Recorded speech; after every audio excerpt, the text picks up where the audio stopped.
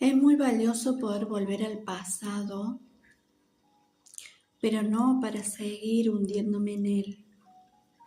Es muy valioso tener la capacidad de volver para aprender de ese pasado.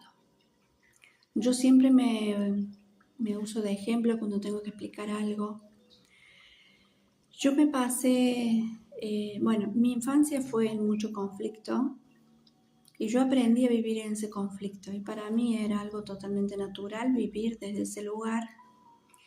Entonces cuando yo salí a la vida, salí viviendo en conflicto con todo lo que se me cruzaba. El trabajo era un conflicto, mi vida personal era un conflicto, mi vida con mi familia era un conflicto, pero para mí estaba normalizado porque en casa era algo normal.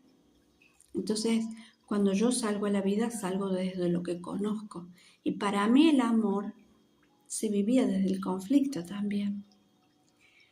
Cuando yo empecé mi camino, mi proceso de empezar a hacer todo este camino de sanación, de entendimiento, que la base para poder salir de ahí es entender, me di cuenta que había otra manera y empecé a hacer un camino en el que yo empecé a sentir mucha paz, muchísima paz, pero yo había vivido toda mi vida en conflicto, así que yo no sabía qué era eso.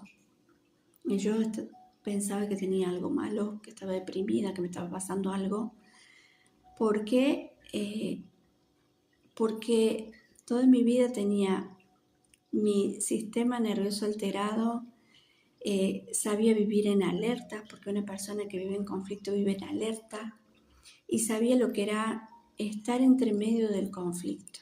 Pero cuando todo eso se apagó, yo empecé a no entender bien qué pasaba en mí y qué era esa sensación tan rara que yo sentía, que mi cuerpo no reaccionaba y no reaccionaba afuera. Y ese fue un momento de mucho aprendizaje.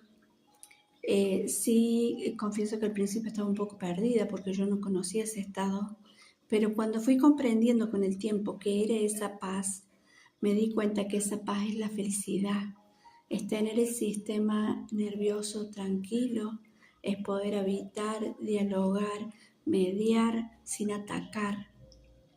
Y para mí fue un aprendizaje sumamente importante en mi vida que cambió toda la estructura de mi vida, que cambió todo el pensamiento.